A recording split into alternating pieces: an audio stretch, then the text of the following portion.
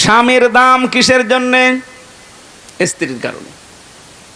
কি আপনার মনে হচ্ছে না? স্ত্রীর দাম কিসের কারণে? এই পৃথিবীতে যে সমস্ত মহিলাদের স্বামী আছে, ওরা কোরআন শরীফ খুঁজে দেখবেন তাদের নাম কিন্তু আল্লাহ কোরআনে দেয়নি। কি কথা বুঝতেছেন? আসিয়ার নাম আল্লাহ কোরআনে দেয়নি, কারণ কি? তার স্বামী ছিল, স্বামী ভালো হোক আর খারাপ হোক। হযরতে খাদিজাতুল কুবরার নাম কোরআনে আল্লাহ দেয়নি, তার স্বামী ছিল।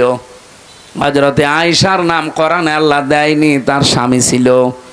উম্মে জামিলের নাম কোরআনে আল্লাহ দেয়নি, তার স্বামী ছিল।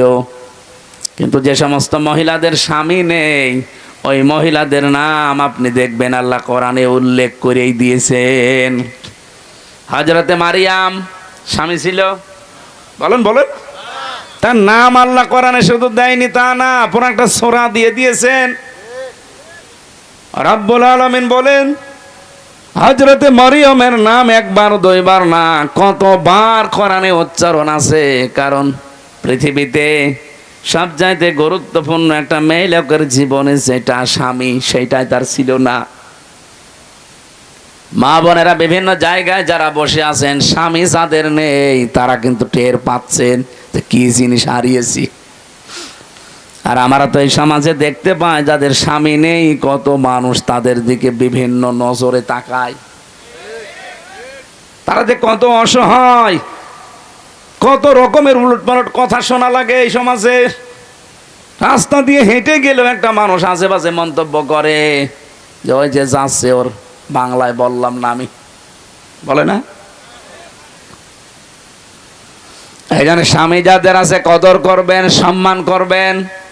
বিশ্ব নবী জানিয়েছেন, কোন স্ত্রী যদি অবস্থায় মারা যেতে পারে যে তার স্বামী তার উপরে রাজি ছিল, আল্লাহ পাক পেছনে কিছুই দেখবেন না, তারে মাফ করে দেবেন।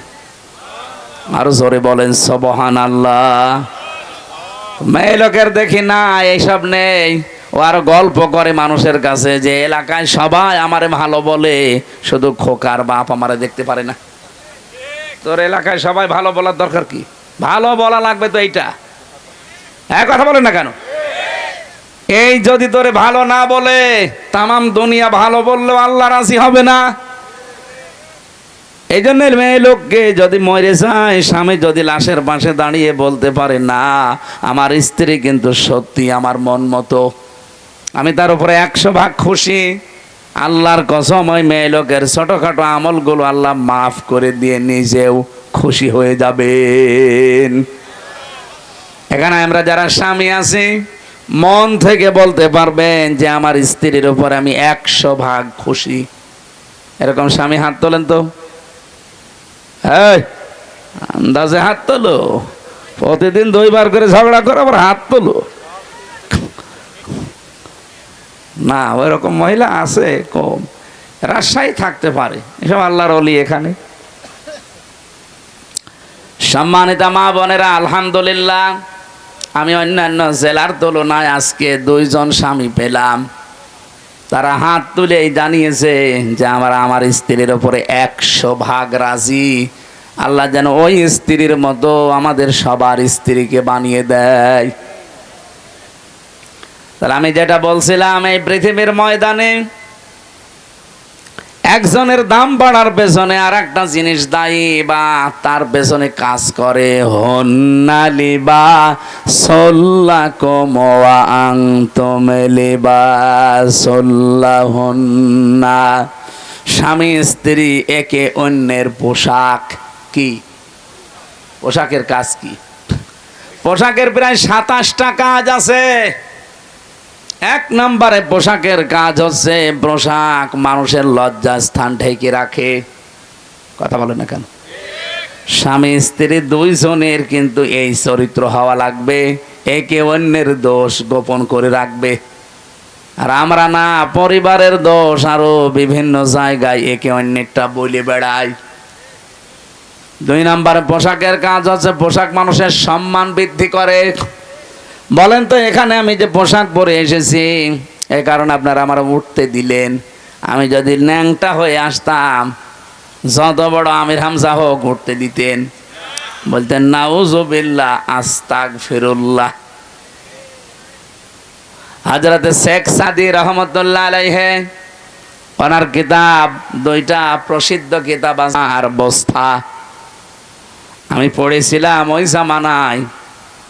এটা বাংলায় বের হয়েছিল, উর্দুতে আছে, ফার্সিতে আছে।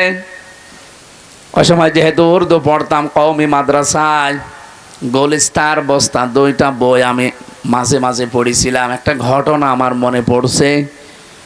উনি একবার ছেঁড়া জামা কাপড়, স্বাভাবিকভাবে থাকতেন এমনিতেই, কবি মানুষ তো, কবি যারা দেখবেন ওরা ওই রকমই থাকে, স্বাভাবিক জীবনযাপন করতেন, সেরকম হাই ফাই পোশাক পরতেন না।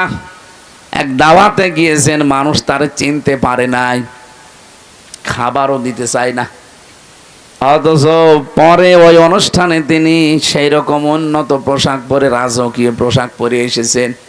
লোকজন মনে করছে কে না কে, তাড়াতাড়ি নিয়ে তারে খাবারে বসিয়েছে। যত রকমের খাবার তার প্লেটে দিয়ে বলছে নেন। অনেক খাবার খাওয়া বাদ দিয়ে একটা একটা করে সব পকেটে তুলছে। লোকজন বলছে আপনি পাগল হয়ে গেছেন? বলে না, পাগল তোমরা, এতক্ষণ পর্যন্ত আমি এসেছিলাম, সম্মান আমাকে করনি, করেছো আমার এই পোশাককে। এই জন্য পোশাককেই খাবার খাওয়াচ্ছে যে খা, আমার দাম নেই, দাম তো তোর। পোশাক এটা কিন্তু মানুষের দাম, সম্মান, মর্যাদা বাড়িয়ে দেয়। স্বামী স্ত্রীর সম্পর্ক হওয়া দরকার ঠিক ওই রকম। রব্বুল আলামিন এমনিতেই হন্না লিবাসুল লাকুম দেননি, ও আনতুম লিবাসুল লাহুন্না। পৃথিবীর প্রতিটি জিনিসের পেছনে একজন দায়ী থাকে, যে তাকে উপরে ওঠার জন্যে। মক্কার দাম যেহেতু কাবার জন্যে, মদিনার দাম নবীজির জন্যে। স্বামী স্ত্রীর দাম স্ত্রী স্বামী, স্বামী স্ত্রীর জন্যে। রমজানুল মোবারকের দাম হচ্ছে কোরআনের জন্যে। রব্বুল আলামিন বলেন এমন কোরআন আমি দিয়েছি হুদাল লিন্নাস, এটা মানুষকে হেদায়েত দেবে। কোরআনের সেই ক্ষমতা এখন আর নেই। আর একজন মেয়ে লোকের সতর, মুখমণ্ডল, হাতের কবজি আর পায়ের পাতা বাদ দিয়ে পুরা শরীর ঢেকে রাখা লাগবে। কেউ যদি এই তিনটা জায়গা বাকি রেখে অন্য কোনো জায়গায়ও কাপড় না দেয়, মাথায় কাপড় দেয়নি, স্বামী বাদে পৃথিবীর অন্য কেউ দেখলো আপনার কবিরা গুনাহ হবে। তাহলে মেয়েদের সতর কতটুকু? হানাফি মাযহাব অনুযায়ী মুখমণ্ডল, হাতের কবজি আর পায়ের পাতা বাদ দিয়ে পুরা শরীর ঢেকে রাখা লাগবে। পুরুষের সতর যদি নাভি থেকে হাঁটু পর্যন্ত ঢেকে রাখে তাহলে তার ফরজ আদায় হয়ে যাবে। বাকি শরীরে কাপড় চোপড় না থাকলেও অসুবিধা নেই, তারপরও খালি গায়ে থাকা ঠিক না জনসম্মুখে। আমি কথা বোঝাতে পেরেছি? মেয়েরা যারা আশপাশে বিভিন্ন জায়গায় এসেছেন, সম্মানিত মা বোনেরা, পোশাক এটা কিন্তু গুরুত্বপূর্ণ একটা পাঠ। আল্লাহ রাব্বুল আলামিন কোরআনে কারিমে পোশাকের ব্যাপারে তিনি কথা দিয়েছেন, লেবাসুত তাকওয়া দিয়েছেন। যেন মেয়েদের লেবাস পোশাক যেটা তাকওয়ার, ওইটা হচ্ছে সালোয়ার কামিজ। আপনারা যারা স্বামী আছেন, বড় ভাই আছেন, বাবা আছেন, যারা বানিয়ে দেন, সালোয়ার কামিজ বানিয়ে দিলে এটা সর্বোত্তম পোশাক। আপনি মদিনার মিউজিয়ামে যেয়ে দেখবেন, ওখানে এখনো হযরতে ফাতেমাতুজ জোহরার একটা পোশাক আছে। ওইটা কিনা আমি জানি না, কিন্তু একটা সিস্টেম আছে টাঙানো, এই হাত পর্যন্ত হাতা, পা পর্যন্ত লম্বা। মেয়েরা যারা এসেছেন, আপনার স্বামীকে, আপনার বাবাকে বলবেন যে সালোয়ার কামিজ বানিয়ে দিন, সে যে বয়সেরই হোক, অসুবিধা নেই। এ 10 বছর হলেই কি আর 70-80 বছর হলেই কি, কোনো অসুবিধা নেই। শাড়ি পরে পর্দা আদায় হয় না, নামাজও হয় না। কারণ মাথায় শাড়ি দিয়ে যদি কেউ নামাজ পড়তে যায় আর একবার যদি পড়ে যায় কাপড়, সেজদা দিতে গিয়ে চুল বেরিয়ে যায়, আপনার ফরজ নামাজ শেষ। আমি কথা বোঝাতে পারলাম? সুতরাং এমন পোশাক পরা লাগবে যেন নামাজের সময়ও কাজে লাগে, বাইরে হঠাৎ কোনো পরপুরুষের সামনে পড়ে গেলেও যেন পর্দার মতো ফরজ বিধান লঙ্ঘন না হয়। হ্যাঁ, মুখমণ্ডল, হাতের কবজি, পায়ের পাতা খোলা রাখা জায়েজ আছে, কিন্তু সর্বোত্তম পর্দা হচ্ছে এগুলোও ঢেকে রাখা, হাত মোজা, পা মোজা দিয়ে, যেটা আজিমাত বলা হয়। কিন্তু রুখসাত হিসাবে আপনার মুখমণ্ডল, হাতের কবজি, পায়ের পাতা এইগুলো খোলা রাখতে আপনার ছাড় দেওয়া আছে।